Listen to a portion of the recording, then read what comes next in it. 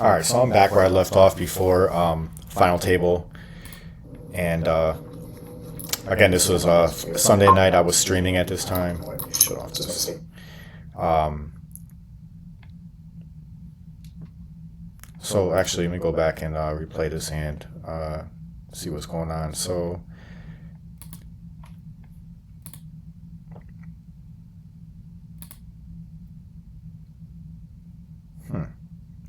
All right, so he raised. Oh, I actually remember this hand. I think that at this point, I had just got some chips. I distanced myself from these guys, and I wanted to keep their stack small and basically just put a lot of aggression on these three players. So he raised to 40,000. I was just came over the top to let's see. So I came over top to 120,000, 3x re-raise, and obviously I'm just going to fold to a shove. If he shoves all in, I'm just kind of starting to use my chips and push these guys around. I think I realized that this big stack wasn't going to give me much resistance, and he's a very passive player. So I'm really just manipulating based on these three stacks being pretty small. He's making a button raise. He could be raising a lot there, and I'm just starting to pick up my aggression. All right, so ace queen. So actually thought I was going to do this. I don't want to make a standard raise here out of position because this guy's so passive. He's going to end up calling like a 3x raise in position on me with ace queen, and obviously I missed a flop.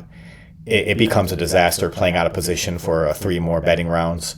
So I just shove it all in, and it seems like it might not seem like the most fundamental thing to do, but at the end of the day, I got ace queen. If he hasn't shown that he's going to be trapping with any crazy hands like aces, kings, or queens pre-flop. He's shown that he limps in a lot. So I just shove all my chips in the middle, and I don't even have confidence that if I made a 4x or 5x raise that he's going to fold, given what I've seen. So that's why I just made that play. And so I'm going to go ahead and fast forward this 5 minutes to get through this break period. All right, so back with this tournament. All right, queen 3 on the button, pretty out. So this guy pretty much in the small blind. He's in like shove or fold mode. You don't really want to make a standard raise unless you're trapping with aces, kings, or queens or something like that. Then you might limp in, and if it was a normal big stack, he might go ahead and all right, so this is an interesting hand. A lot of this is starting to come back to me now. So I made a standard raise on a cutoff with 4-3 suited, and again, just putting pressure on these guys, playing aggressive, and go ahead and play this out. So this guy defends his big blind, and I flop trip 4s. So the board comes out ace 4-4, and bet out about a third of the pot on the flop. He calls me. Bet out a third again, even a little bit less. And the reason why I bet less is because it's not so much about the pot. It's basically like what he has. And I think that, if he has a really weak ace, I'm just kind of going for value on him. And this is why I decided I'm not going to just shove him all in here, even though he's got about a little bit less than a pot size bet if I was to make that. I just kind of go for value and decide to, leave him some chips. He may have called a shove. I don't know, but not sure what he had. I think I'm going to pull that up in a second here. And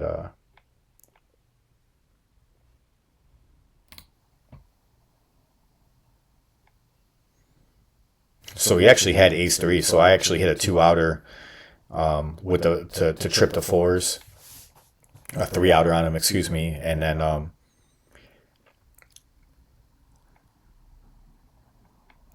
made trip fours. Of course, a hand like 4-3, being a very speculative hand, I really got to smash the flop. I did have position on him, so let's say if he didn't hit the ace and I just made like one pair, I'd try to get to a very cheap showdown against him. But the fact that I made trips on the flop, I can extract some value. All right, so if he just completes and it comes to me, I might just shove the king four on him, especially with this. Yeah, especially with this stack being 75,000 right here. This guy having three big blinds, he can only call with a monster hand there because he's got to consider when this guy busts out, he's going to jump up a pay scale. So this big blind limps in again. Three big blind shove here. And it's kind of what I suspected. This guy's limping in with just ridiculously stupid hands. He should be, if anything, raising this. I mean, raising this would be completely fine. I'm in a small blind, and I'm the only stack that can hurt him.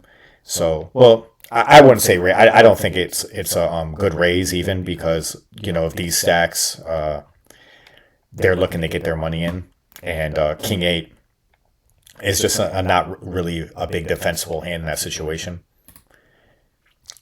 So this guy ends up making a flush, which this is actually works really well for me because now this guy's still around with less than 10 big blinds, and I can just keep putting pressure on these guys because they have to worry about this guy. They want to see this guy bust out, so they're not really going to make a stand.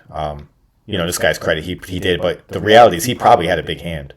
So, if they have a big hand, they're going to go with it. But hands that they might go with if they were just a regular short stack at the tournament, and they might shove over the top of me. They may not because they have to worry about that guy busting out. They want him to bust out before they make a play.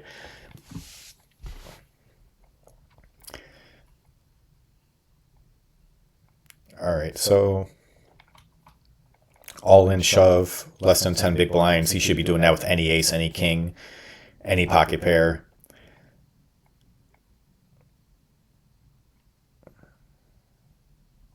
All right, shoves a button. So this guy seems like he might know what he's doing a little bit. Shoves a button, and I'm going to fold. All right, so ace high. This guy's going to just get put to a decision for all his chips.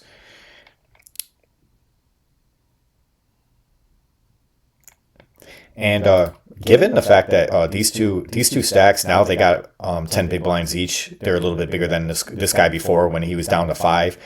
That might motivate this guy to defend a little bit more wide because there's nobody that's like in dire of being bust out like in the next hand.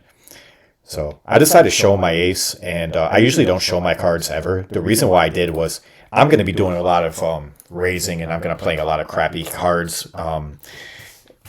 Of course, I'm going to be playing crappy hands aggressively and trying to steal pots pre-flop as much as I can. So I don't want these guys to know that that's what I'm doing. So that's why I showed the ace there to show them like, oh man, I had an ace, heads up, because I want to be able to keep winning these small pots and keep the pressure on these guys. So all right, so this Queen 8 suited on the button and make a standard raise because this guy's got a good amount of chips. All right, so I flop a queen. I check behind. I just check for pot control, and the only reason why, this guy, we're playing pretty deep right now, and the reality is if he has a hand Queen 8 top pair into 3 hearts on the board, top pair bad kicker, I'm not going to be able to go for 3 streets of value. Maybe I should have just bet that out, but so I make trip queens, and this guy min bet the turn and then min bet the river, and so I decided to raise him to 100,000 4x. Now if he shoved over the top of me, I am likely just going to fold this trip queens because, and this is just situationally, I would still be in a good position. I feel like I got a skill advantage on these guys, and this guy's a very passive player, so I would give him a lot of credit for having a big hand in that situation. And I would just fold my trip queens. Pretty easy fold, honestly, in that situation. And as weird as it is, it turns out this guy had kings. So he's got to be re-raising that hand. He's got to understand the situation that I'm in, raising the button wide, playing aggressive. And, he kind of has himself to blame for allowing me to realize some equity, check behind, especially on that turn, and make trip queens. And then,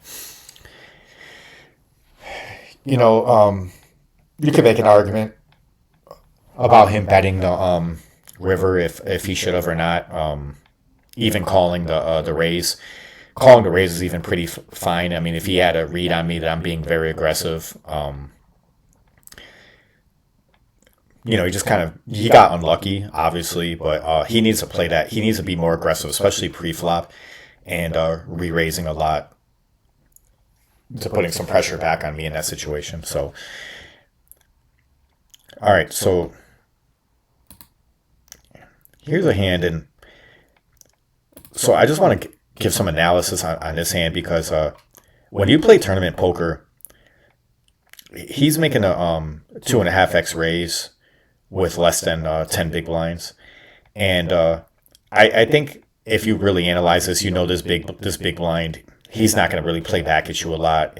He's not being that aggressive, and even he really can't play back on you unless he has a hand just based on your stack. But this guy gets shoved on by a guy with he's got 7 big blinds because we've moved up to 15,000, 30,000. So he raises to 75. He gets shoved on to 210. So basically, he's got to call 140,000 to win. He's getting like 3-1 pre-flop, and this guy folds this. This is not good poker at all. If anything, he should have just shoved pre-flop or folded. So that's things to consider. One thing I was saying is about poker tournaments. If when you get to a situation, in my situation, I got double the big stack. A lot of these guys don't understand how to play their short stack and be aggressive. Let's say if the average stack was like, say I had 100 big blinds and the average stack was like 40 big blinds, I really couldn't do what I do as far as like shoving on these guys and really taking advantage of them because when you're deeper, there's going to be bad play, but it's going to be masked a lot by having like a lot of chips and things like that. In this situation, there is a clear cut like right and wrong as far as your shoving pre-flop and your ranges for shoving, your ranges for calling. There's a pretty clear right and wrong in these situations. And all right, so this is another situation. Again, this is a I don't remember that. I do not remember this hand, but this guy just limps in, and this guy calls, and I end up calling or checking behind my option, and I flop a king high flush draw, which would be the nut flush draw. I bet it out on the flop. This guy calls, and let's see what happens here. All right, so now I turn a gut shot. So at this point, 9 spades, and then 3 jacks. So I end up hitting a jack, and I could have probably value bet a little bit more. I bet like a third of the pot. Maybe because there was four connected here, and that's why I decided to do that. I think I also might have thought that he was also chasing another spade. So maybe if I made my nut flush in the river, I would have bet a little bit more. But all right, let's see, 10-5.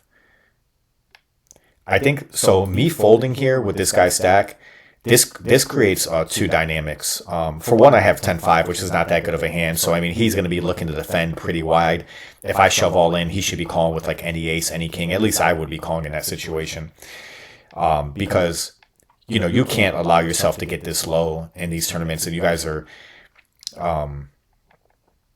There's nobody in threat of like busting out like right now, so I would be calling pretty wide, and then also by me giving this guy a walk, I could still keep pressure on everybody because they're got to worry about. All right, so this guy actually made 2 pair on the turn, and again he should be betting that out, but The check behind is fine.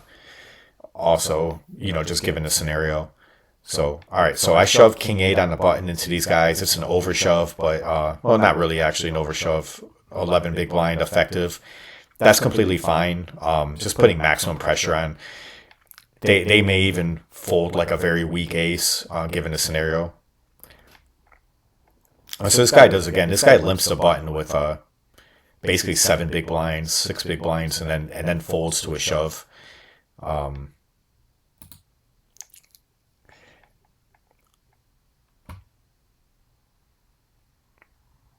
right, King 7 suited.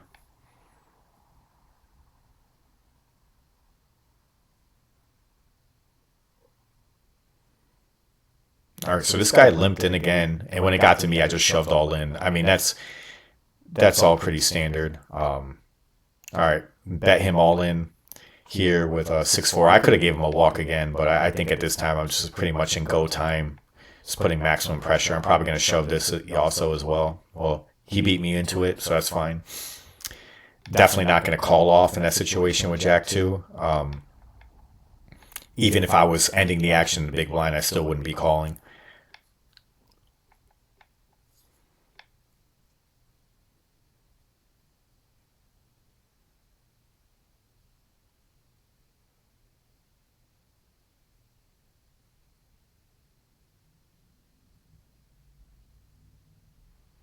All right. King 8 in the big blind. This guy limps in again, and I'm probably just going to shove all in on him again. I'm going to cut this video off right now and start off on the next one. But, just talking about this is very poor way to play tournaments. So there's 15,000, 30,000, and it looks like $3,750 ante. So I mean, there's almost like 50,000 in their pre-flop, and it's a very 63,750 pre-flop. So he would increase if he shoved in and got me to fold if he had a playable hand. And he shoved all in pre-flop and got me to fold. He would increase his stack by like a little bit less than 30%, about 30% or so. And to just limp in and then fold to a shove is a disaster there in this situation. So you got to really tighten up your ranges pre-flop, especially when you're short-handed and you have a very small stack. Know exactly what to do. Just limping and folding is probably the worst thing that you could possibly do. So if you're listening to this video and you're trying to get good at poker, really this is something to work on. When I first started playing a lot of poker back in 2003 or so, I played like a million sit and goes. I used to like play 3 or 4 at a time on party poker way back in the day, and that got me like really good at understanding these ranges of like shoving all in and shoving or folding when you're deep in a tournament or deep in a sit and go, and the relative stacks are all small. So I'm the only person with like a decent playable stack right now. Everyone else is, down to the best person here. He has 14 big blinds. So got to get good at that. I'm going to go ahead and stop this video. I'm going to start over with a third portion or the third video on this.